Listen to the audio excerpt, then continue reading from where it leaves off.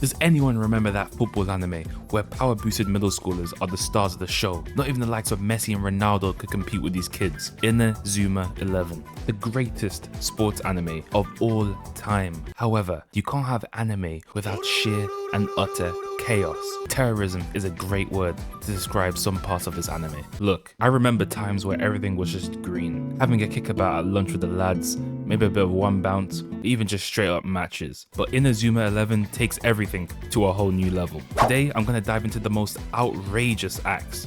From players planting drugs into other players' lockers, to literal attempted murder. But before that, only 16% of you guys are subscribed. So do me a massive favor, help my small channel out by hitting that sub button as the road to 2K gets closer and closer. And yeah, let's get into a bit of the terrorism. So you're probably wondering, who is this guy? This is like a shady don, and that I can most definitely agree with you. His name is Ray Dark, but as I like to call him, Osama bin Dark. He is the most notorious villain in the entirety of Inazuma 11. Why? Well, I'm about to tell you. Not even a minute into the anime, we have Ray Dark, the manager of Royal Academy, the best team in Japan by the way, absolutely crush a team 13-0. And you'd think everything would just be standard procedure after the final whistle, right?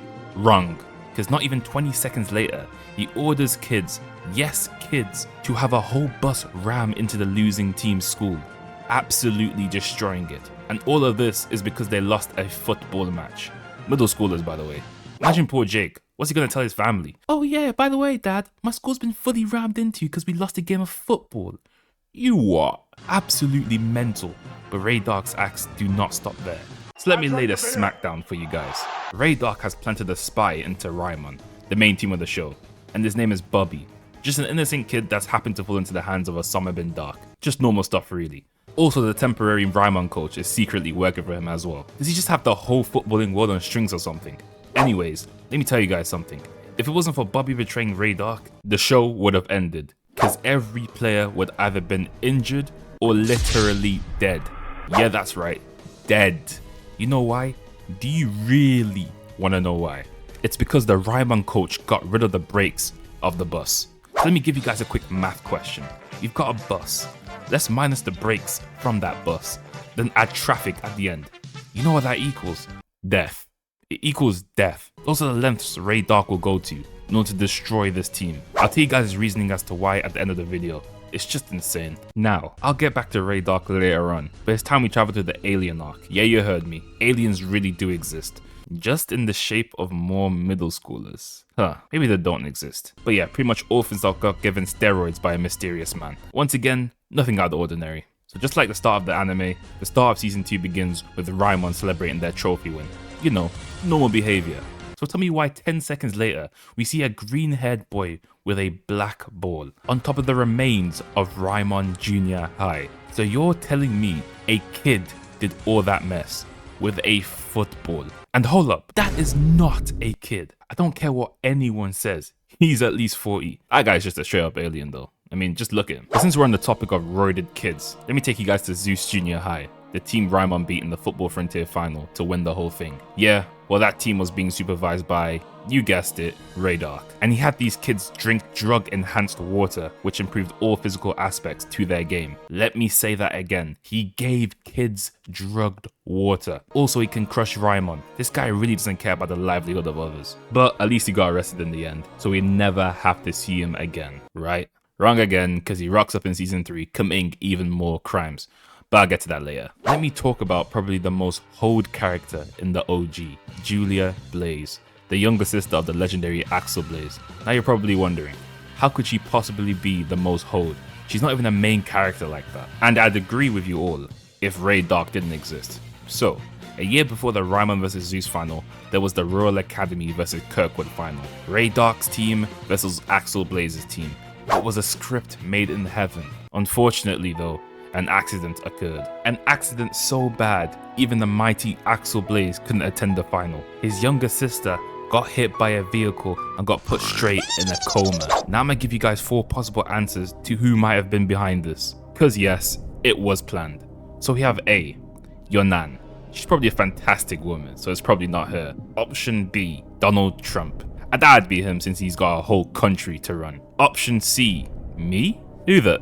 You put me there then. I'm innocent, I swear. Or option D, None of the above, because it's obviously, you guessed it, Ricc, who went through such lengths so that Kirkwood would be without their ace striker, making the final easier for Royal Academy to win. He's just insane, but like I said, Julia is the most hold character in Inazuma 11. Because in season 2, she actually wakes up from her coma, but then immediately gets taken hostage by the alien organization to prevent Axel playing for Raimon. Is the Blaze family just cursed? And it's never ever that deep. Middle schoolers, by the way, but I think it's time we talk about Ricc in season 3. How he got out of jail, I don't know, but he's back. And with a new hairdo, looks like a changed man. Keyword, looks. So it gets announced that he's the new Italy manager, and guess what his first order was? He wanted every Italian player out to replace them with his own. Now listen when I say this, he did help 11 struggling players out by giving them a chance to prove themselves. It would have been kinda acceptable if it was just Italy versus his own team. However, it's never that simple with this guy. He planted traps all around the Italy camp, resulting in a mass of Italy players being injured, leaving the team with only 7 players. Luckily, 4 Raimon players came to the rescue and helped Italy beat Dark's team, and he somehow kept his job after. But it's Inazuma. You can't explain nor complain, you just gotta be entertained. Now as you know, there were aliens. Not real aliens though, just kids acting like such. But what I'm about to tell you is just nuts. Filler or not, Inazuma decided to introduce literal, and I kid you not, angels and devils. What is actually going on? And to top it off, the angel Sane and the devil Destra end up kidnapping 2 girls that played for Raimon, resulting in the main characters traveling to heaven and hell to save them. Elite level writing there, let me not lie to you.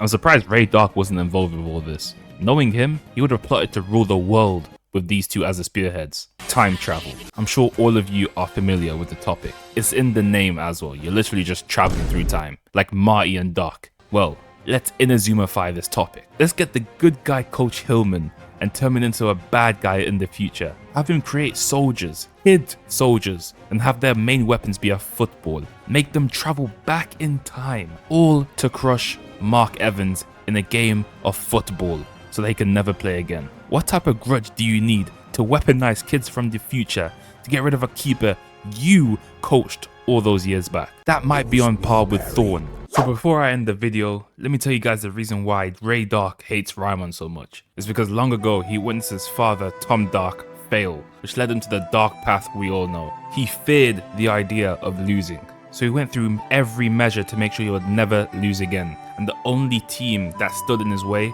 was Inazuma 11. So he made sure that they never showed up in a final ever again. And yeah, that's pretty much it. Petty if you ask me. But then again, what villain isn't petty? Hope you guys enjoyed. If you like this video, make sure to hit that like button. Comment down below the craziest thing you've ever witnessed in Inazuma. And yeah, hope you guys have a great one. Goodbye. If you want to see part 2, get this video to 200 likes.